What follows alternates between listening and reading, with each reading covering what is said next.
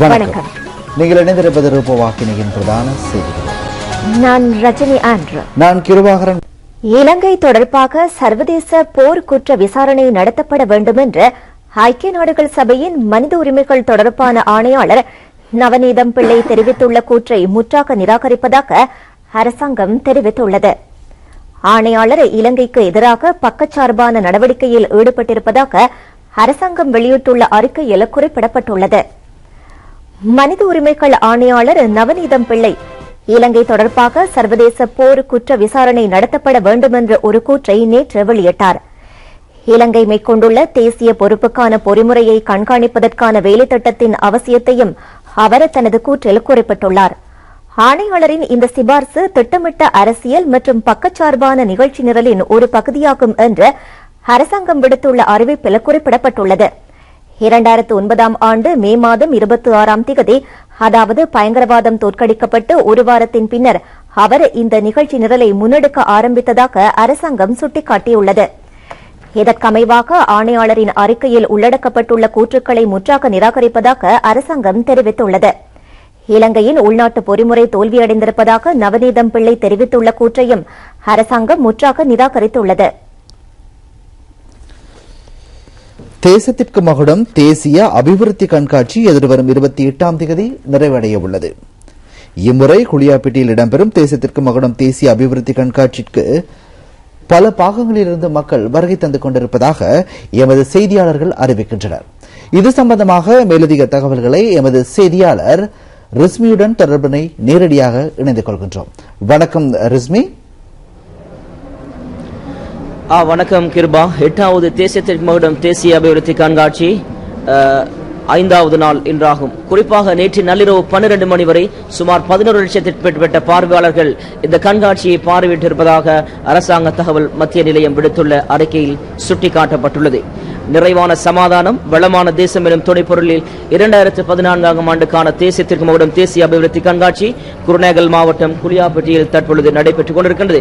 குறிப்பாக வயம்ப பல்கலைக்கழகம், வயம்ப தொழில்நுட்ப கல்லூரி, அதாவது குளியாப்பட்டிய மத்திய மகா வித்தியாலயம் போன்றவற்றில் இந்த கண்காட்சி நடைபெற்றுக் கொண்டிருக்கின்றது. நீங்கள் பார்க்கின்ற கண்காட்சி அதாவது மக்கள் பல்லாயிரக்கணக்கான மக்கள் வருகை தந்து கொண்டிருக்கிறார்கள். அது மட்டுமல்லாமல் முப்படையினரின் பாராசூட் கண்காட்சியும் அங்கு இடம்பெற்றிருக்கின்றது. இதை நீங்கள் அதாவது பாராசூட் கண்காட்சி சுமார் 10,000 அடிக்கு மேல் வானத்திலிருந்து கீழே அந்த மைதானத்தின் இலக்கை அடைகின்ற அந்த கண்காட்சியை பார்த்துக் கொண்டிருக்கின்றீர்கள். விசேட அதிரடிப்படையினருடைய அந்த கண்காட்சி கூட்டத்திலே பாடசாலை மாணவர்கள், பொதுமக்கள் போன்றவர்கள் அந்த விசேட அதிரடிப்படையினருடைய அந்த சாகச விளையாட்டையும் நீங்கள் கண்டு கொண்டிருக்கிறீர்கள்.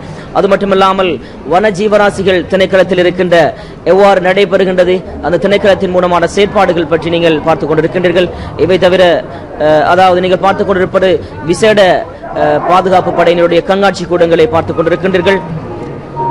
அது மட்டுமல்லாமல் தற்பொழுது நெனோ தொழில்நுட்பத்தின் மூலமாக எவ்வாறு இந்த நாட்டிலே எதிர்காலத்திலே தொழில்நுட்பம் கையாளப்பட இருக்கின்றது போன்ற பல விடயங்கள் மட்டுமல்லாமல் கொழும்பு பல்கலைக்கழகத்தின் மூலமாக வைக்கப்பட்டிருக்கின்ற விசேட மருத்துவத்துறை சம்பந்தமான இரத்த பரிசோதனை, சிறுநீர் பரிசோதனை போன்றவைகளும் அங்கு நேரடியாக இலவசமாக பரிசோதனை செய்யலாம் என்பதையும் இங்கு வருகின்ற பார்வையாளர்களுக்கு நாங்கள் அன்போடு அழைப்பு விடுக்கின்றோம். தற்பொழுது நீங்கள் பார்த்துக் கொண்டிருப்பது இலங்கை ரூபவாகினி கூட்டுத்தாபனத்திற்கு நேரடியாக பார்வையாளர்கள், பாடசாலை மாணவர்கள் வந்து தங்களுடைய நேரடியான ஒளிபரப்பு, தொழில்நுட்பம், தொடர் நாடகங்கள், செய்தி பிரிவு, அதுபோல் நேரடியான நிகழ்ச்சிகள் எவ்வாறு ஒளிபரப்பப்படுகின்றது என்பதை பார்த்துக் கொண்டிருக்கின்ற அந்த கண்காட்சியை நீங்கள் காட்சியையும் பார்த்துக் கொண்டிருக்கின்றீர்கள். இவை மட்டுமல்லாமல் இங்கு வருகின்ற பாடசாலை மாணவர்களுக்கு இலவசமாக உள்நுழைவதற்கான அனுமதி கட்டணம் இலவசமாக்கப்பட்டிருக்கின்றது. அது மட்டுமல்லாமல் குறிப்பாக நாங்கள் கூறுகின்ற ஒரு விடயம்தான், இங்கு வருகின்றவர்கள் லைட்டர், தீப்பற்றி அதாவது மதுபோதை தரக்கூடிய அதாவது பொருட்களை தவிர்த்துக் கொள்ளுமாறும் நாங்கள் வேண்டிக் கொள்கின்றோம். தற்பொழுது நீங்கள் பார்த்துக் கொண்டிருக்கின்ற அந்த கண்காட்சி இரவிலே நடைபெறுகின்ற சாகச விளையாட்டுகள், அதாவது இரவிலே பார்வையாளர்கள் எவ்வாறு வருகை தருகின்றார்கள் என்பதை பார்த்துக் கொண்டிருக்கின்றீர்கள்.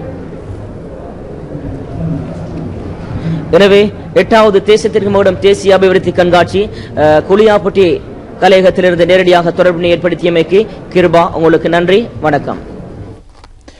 நன்றி ரிஸ்மி. அது தேசத்திற்கு மகுடம் தேசிய அபிவிருத்தி கண்காட்சி குளியாப்பட்டியிலிருந்து எமது செய்தியாளர் ரிஸ்மி. தெற்கு மற்றும் மேல் மாகாண சபை தேர்தல் பற்றிய விசேட தொகுப்பு. இம்முறை மாகாண சபை தேர்தலில் போட்டியிடும் ஐக்கிய மக்கள் சுதந்திர கூட்டமைப்பு வேட்பாளர்களின் வெற்றியை உறுதி செய்யும் கூட்டம் ஒன்று ஓமாகம நகரில் சமீபத்தில் நடைபெற்றது. கொழும்பு மாவட்ட ஸ்ரீலங்கா சுதந்திர கட்சி அமைப்பாளர் காமினி திலகசிறி ஏற்பாடு செய்திருந்த பொதுக்கூட்டத்தில் பிரதம அதிதியாக பார்லிமெண்ட் உறுப்பினர் நாமல் ராஜபக்ச கலந்து கொண்டார்.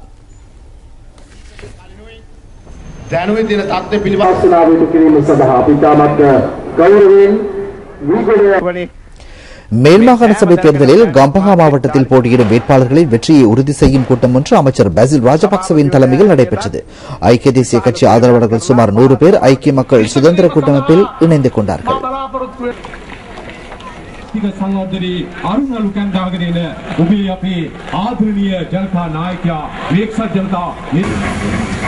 ஐக்கிய தேசிய கட்சியின் பொதுக்கூட்டம் ஒன்று மதுகுமு பிரதேசத்தில் நேற்று நடைபெற்றது. களுத்துறை மாவட்டத்தில் ஐக்கிய தேசிய கட்சி குழுவின் பிரதம வேட்பாளர் திட்சிரி கஹாபிட்டிய உள்ளிட்ட வேட்பாளர்கள் இதில் கலந்து கொண்டார்கள். மாகாண சபை தேர்தல்கள் மற்றும் நாட்டின் தற்போதைய அரசியல் நிலைமை குறித்து இளைஞர் சமூகத்தினருக்கு தெளிவுபடுத்துவதற்காக மக்கள் ஐக்கிய முன்னணி ஏற்பாடு செய்திருந்த சீதாவாக்க யோன் அபிமன் மாநாடு பாதுக்க நகரில் சமீபத்தில் நடைபெற்றது. இதில் பிரதம அதிதியாக மக்கள் ஐக்கிய முன்னணியின் தலைவரும் அமைச்சருமான தினேஷ் குணவர்தன கலந்து கொண்டார். தென்மாகாண சபையின் மக்கள் விடுதலை முன்னணியின் சபை கூட்டம் ஒன்று சமீபத்தில் கரகண்டனீரில் நடைபெற்றது. மாகாண சபை தேர்தலில் போட்டியிடும் வேட்பாளர்கள் உள்ளிட்ட பலர் இதில் கலந்து கொண்டார்கள். ஐக்கிய தேசிய கட்சி ஏற்பாடு செய்திருந்த பொதுக்கூட்டம் ஒன்று ஹினிதும நெலுவ பிரதேசத்தில் சமீபத்தில் நடைபெற்றது. எதிர்க்கட்சித் தலைவர் ரணில் விக்ரமசிங்கவின் தலைமையில் இக்கூட்டம் இடம்பெற்றது. அகில இலங்கை மக்கள் காங்கிரசின் தேர்தல் பிரசார கூட்டம் ஒன்று அண்மையில் மட்டக்குழியில் இடம்பெற்றது. ஏராளமான ஆதரவாளர்கள் பங்கு பற்றிய இந்த மேல்மாகாண சபைக்கான தேர்தல் பிரசார கூட்டத்தில் அமைச்சர் ரிஷாட் பதியுதீன் பிரதம அதிதியாக கலந்து கொண்டார். பாராளுமன்ற உறுப்பினர் ஹுனைஸ் பாருக்கும் இதில் பங்கேற்றார். இங்கு தேர்தல் அலுவலகம் ஒன்றும் திறந்து வைக்கப்பட்டது. வேட்பாளர்கள் உட்பட பெரும் எண்ணிக்கையிலானோர் இதில் கலந்து கொண்டார்கள்.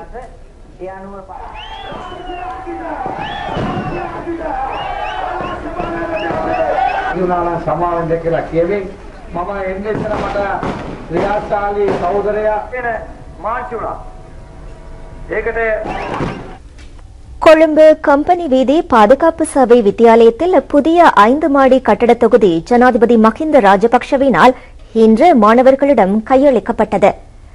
இது ஆரம்ப பிரிவு வகுப்பறைகளுக்காக பயன்படுத்தப்படவுள்ளது.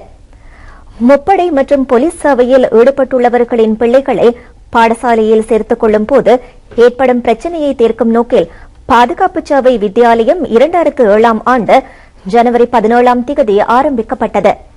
இது ஜனாதிபதியின் ஆலோசனைக்கு அமைய அரச பாதுகாப்பு மற்றும் நகர அபிவிருத்தி அமைச்சின் செயலாளர் கோட்டாபய ராஜபக்சவின் வழிகாட்டலில் முன்னெடுக்கப்படும் திட்டமாகும். கட்டடத்தை திறந்து வைப்பதற்காக வருகை தந்த ஜனாதிபதிக்கு மாணவர்கள் அமோக வரவேற்பளித்தனர். சாரணர்களின் மரியாதை அணிவகுப்பும் அங்கு இடம்பெற்றது. பெயர் பலகை திரைநீக்கம் செய்யப்பட்ட பின்னர் ஜனாதிபதி மஹிந்த ராஜபக்ஷ மேல் மாடியை பார்வையிட்டார். பாதுகாப்பு சபை வித்தியாலயத்தின் கட்டடம் மின் விளக்குகளால் அலங்கரிக்கப்பட்டிருந்தமை விசேட அம்சமாகும்.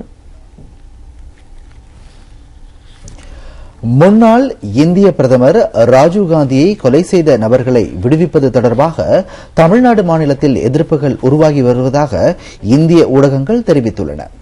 முதலமைச்சர் ஜெயலலிதா ஜெயராம் LTTE பயங்கரவாதிகளை விடுதலை செய்யும் முயற்சியின் ஊடாக அரசியல் லாப இனவாத அரசியலில் ஈடுபட்டிருப்பதாக இந்திய ஊடகங்கள் சுட்டிக்காட்டியுள்ளன.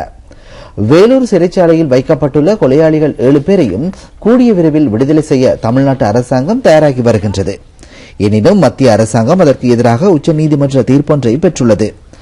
இந்திய மக்களின் தலைவரையும் 14 இந்தியர்களையும் கொலை செய்த LTTE உறுப்பினர்களான வெளிநாட்டு பயங்கரவாதிகளை விடுவிக்க தமிழ்நாடு முதலமைச்சர் மேற்கொள்ளும் முயற்சி முழு இந்திய மக்கள் மத்தியிலும் குழப்ப நிலையை உருவாக்கியுள்ளது. தேசியவாதத்தை அடிப்படையாக்கி பயங்கரவாதிகளை விடுவிப்பதால் கிடைக்கும் அரசியல் லாபமே இங்கு கருத்தில் கொள்ளப்பட்டுள்ளது.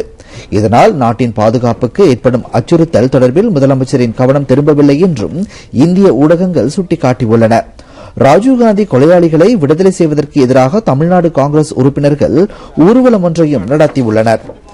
இந்த தீர்மானத்தை மீண்டும் சீர்தூக்கி பார்க்க வேண்டும் என்ற நோக்கில் காங்கிரஸ் கட்சி முதலமைச்சர் ஜெயலலிதாவுக்கு அழுத்தம் கொடுப்பது இதன் நோக்கமாகும். காங்கிரஸ் கட்சியை போன்று தமிழ்நாட்டில் உள்ள பல்வேறு அமைப்புகளும் பொதுமக்கள் குழுக்களும் ராஜீவ்காந்தி கொலையாளிகளை விடுவிப்பது குறித்து எதிர்ப்பு தெரிவித்திருப்பதாக தமிழ்நாட்டின் காங்கிரஸ் தலைவர் PS ஞானதேசிகன் தெரிவித்துள்ளார். தொடங்கொட பிரதேச சபைக்காக புதிய நிர்வாக கட்டட தொகுதி நிர்மாணிக்கப்பட உள்ளது.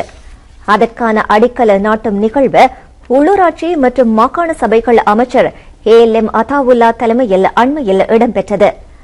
அமைச்சினால் நடைமுறைப்படுத்தப்பட்டு வரும் வருமானம் குறைந்த உள்ளூராட்சி மன்றங்களின் உட்கட்டமைப்பு வசதிகளை அபிவிருத்தி செய்யும் வேலை திட்டத்தின் கீழ் இந்நடவடிக்கை மேற்கொள்ளப்பட்டுள்ளது.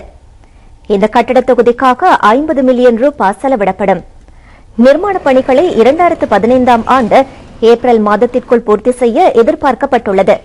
தற்போது வருமானம் குறைந்த 110 உள்ளூராட்சி மன்றங்களை இனங்கண்டு ஜனாதிபதியின் வழிகாட்டலின் கீழ் அவற்றுக்குரிய உட்கட்டமைப்பு வசதிகள் மேற்கொள்ளப்பட்டுள்ளதாக அடிக்கல நாட்டும் நிகழ்வில் அமைச்சர் அதாவுல்லா தெரிவித்தார்.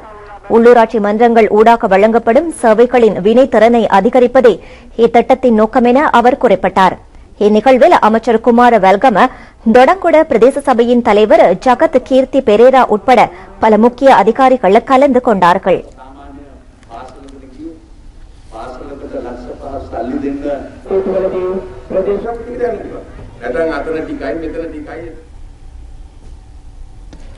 பொருளாதார அபிவிருத்தி அமைச்சின் நிறைவான இல்லம் வளமான தாயகம் எனும் துணைப்பொருளில் ஆலியடி வெம்பு பிரதேச செயலகத்தில் ஏற்பாடு செய்யப்படும் நடமாடும் சேவை ஒன்று நேற்று ஆரம்பமானது. பிரதேச செயலாளர் வி ஜெகதீசன் தலைமையில் முன்னெடுக்கப்பட்டுள்ள இந்த நடமாடும் சேவையை பாராளுமன்ற உறுப்பினர் PH பியசேன ஆரம்பித்து வைத்தார். முதியவர்களுக்கான கொடுப்பனவு அட்டைகள் அவரால் வழங்கி வைக்கப்பட்டன. இந்த பிரதேச செயலகத்தின் 22 கிராம சேவர் பிரிவுகளிலும் நடமாடும் சேவையை நடாத்தி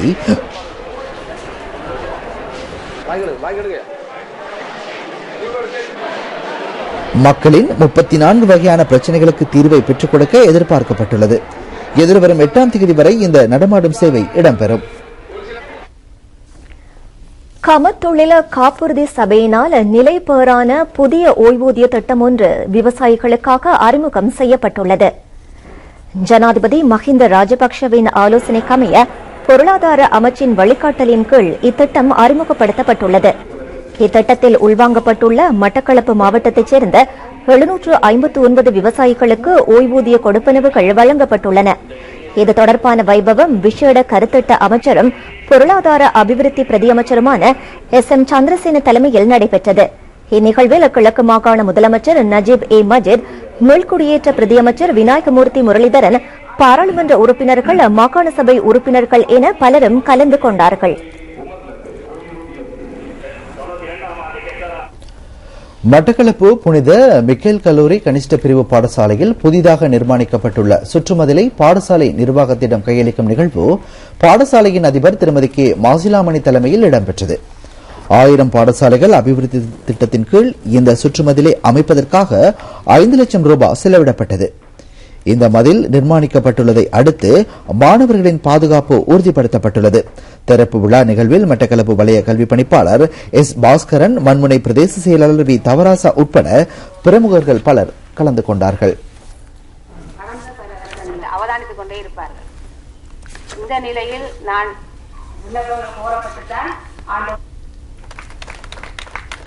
போட்டோ எடுத்து கல்வி அமைச்சிருக்கோம். எனக்கு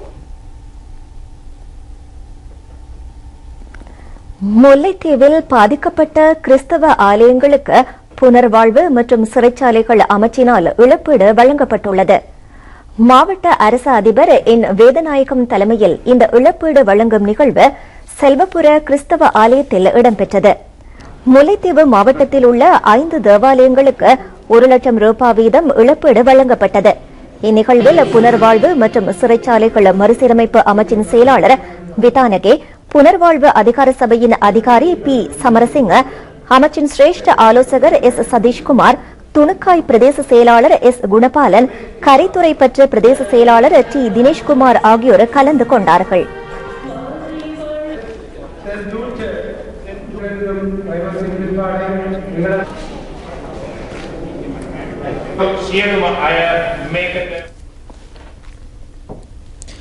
இலங்கையில் ஆக கூடுதலான ரசிகர்கள் பார்வையிட்ட தொலைக்காட்சி ரியாலிட்டி நிகழ்ச்சி மிலிட்டரி ரியாலிட்டி நிகழ்ச்சி ஆகும்.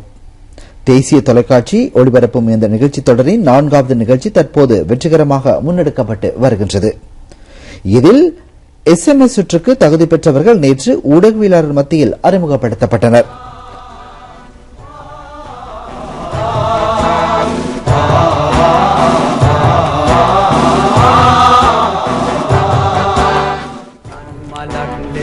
ரணவிரு ரியல் ஸ்டார் உலகின் முதலாவது மிலிட்டரி ரியாலிட்டி நிகழ்ச்சியாகும். 3 வருட கால சேவையை பூர்த்தி செய்த படைவீரர்களும் ஊனமுற்ற படைவீரர்களும் விசேட பயிற்சி வசதிகளுடன் இதில் கலந்து கொள்வதற்கான சந்தர்ப்பம் வழங்கப்பட்டுள்ளன. நிகழ்ச்சி தொடர் பாதுகாப்பு மற்றும் நகர அபிவிருத்தி அமைச்சின் செயலாளர் கோட்டாபய ராஜபக்சவின் சிந்தனைக்கு அமைய ஆரம்பமானது. 4வது கட்ட நிகழ்ச்சி வெள்ளி மற்றும் சனிக்கிழமைகளில் இரவு 9 மணிக்கு தேசிய தொலைக்காட்சி ஊடாக ஒளிபரப்பு செய்யப்பட உள்ளது. ரணவிரு ரியல் ஸ்டாரின் 3 இசை நிகழ்ச்சிகள் வெற்றிகரமாக பூர்த்தி செய்யப்பட்டுள்ளன. 4வது நிகழ்ச்சிக்கான நடவடிக்கை கடந்த ஜனவரி 1ஆம் தேதி ஆரம்பமானது. இறுதிப் போட்டி எதிர்வரும் ஜூலை மாதம் நடைபெறவுள்ளது. ரணவிரு ரியல் ஸ்டார் நிகழ்ச்சியின் 4ஆம் கட்டத்தில் SMS சுற்று போட்டியில் பங்கு பெற்றும் முப்படை சேர்ந்த பெண் மற்றும் ஆண் படைவீரர்களின் எண்ணிக்கை 36 ஆகும். ஊனமுற்ற படைவீரர்கள் 7 பேரும் தமிழ் ராணுவ வீராங்கனை ஒருவரும் இதில் இடம்பெற்றுள்ளமை விசேட அம்சமாகும்.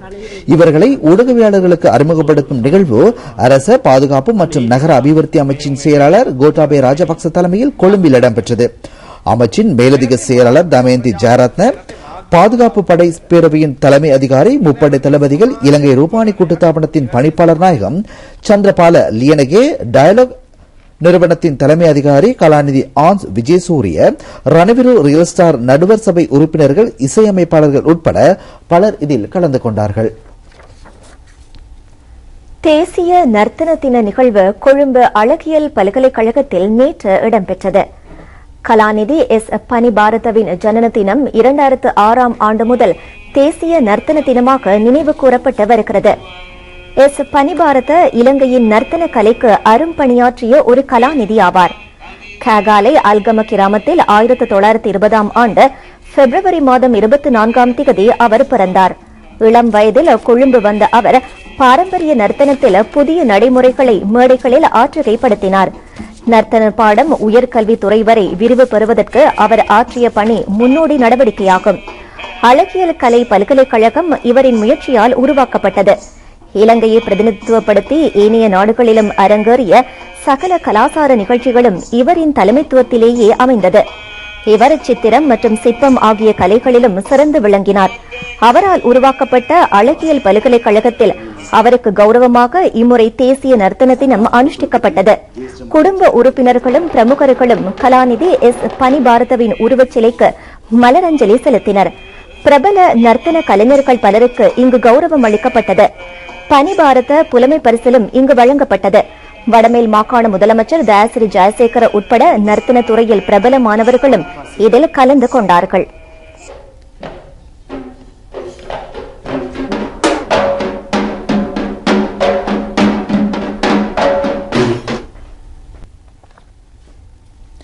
விளையாட்டுச் செய்தி ஒன்று.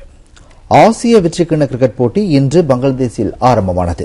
இந்த தொடரின் முதலாவது போட்டி இலங்கை மற்றும் பாகிஸ்தான் அணிகளுக்கு இடையில் தற்போது நடைபெற்று வருகின்றது. முதலில் துடுப்படுத்தாடிய இலங்கை அணி 50 ஓவர் நிறைவில் 6 விக்கெட்டுகளை இழந்து 296 ஓட்டங்களை பெற்றது. 297 வெற்றி இலக்கை நோக்கி துடுப்படுத்தாடி வரும் பாகிஸ்தான் அணி சற்று முன்னர் வரை 21.2 ஓவர் நிறைவில் 3 விக்கெட் இழப்பிற்கு 112 ஓட்டங்களை பெற்று துடுப்படுத்தாடி வருகிறது. நாணய சுழற்சியில் வெற்றி பெற்ற இலங்கை அணி முதலில் துடுப்படுத்தாட தீர்மானித்திருந்தது. 2வது விக்கெட்டுக்காக லஹிரு திரிமான மற்றும் குமார் சங்கக்கார இணைந்து 161 ஓட்டங்களை பெற்றிருந்தனர். லஹிரு திரிமான ஒருநாள் சர்வதேச போட்டியில் தனது 2வது சதத்தை இன்று பதிவு செய்திருந்தமை குறிப்பிடத்தக்கது. வணக்கம்.